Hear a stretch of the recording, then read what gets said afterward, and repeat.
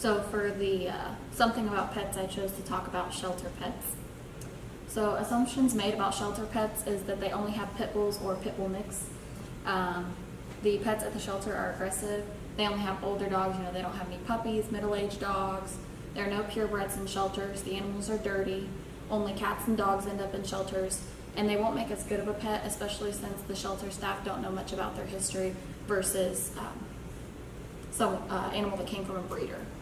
So I went on Craigslist and I looked for different pets that needed rehoming, and I checked Lafayette, Kokomo, and Indianapolis. Lafayette had 88 pets listed, Kokomo 54, and Indianapolis 612.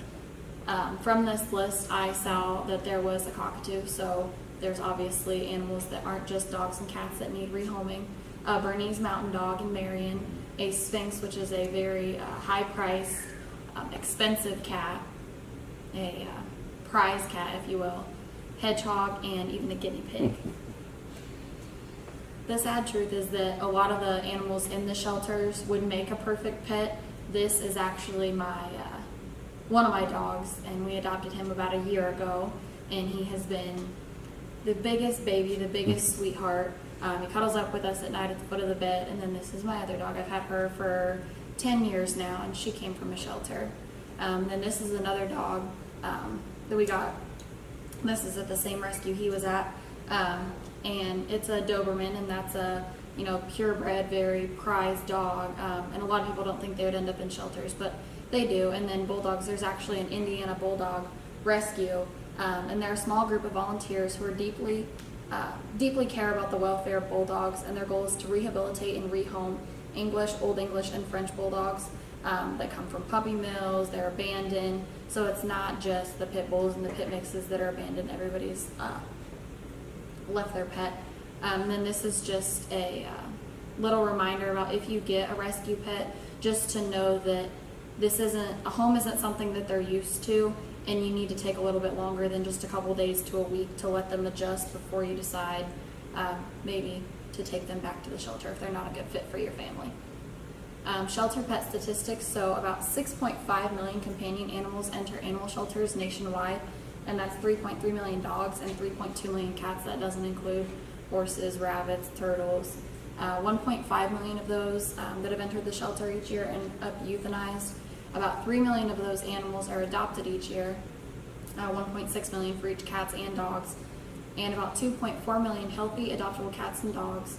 About 1 every 13 seconds are put down in shelters each year to keep them open so that more animals can come into the rescues.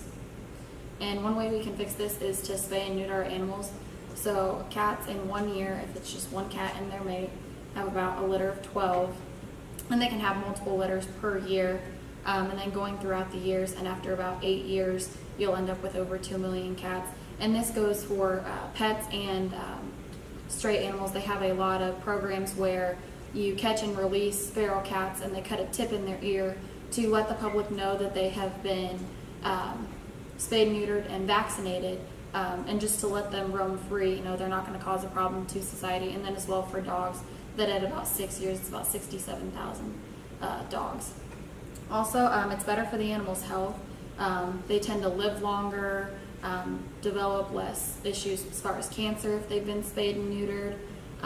It can also help calm them down a little bit.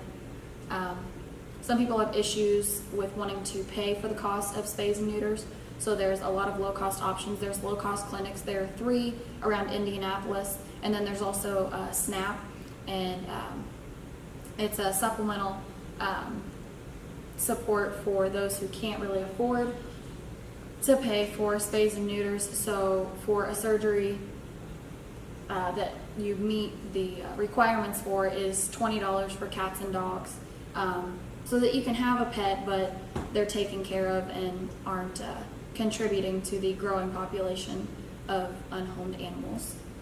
And then making a difference, so just looking at the basic needs of shelters, it goes anywhere from food to cleaning products to treats to toys.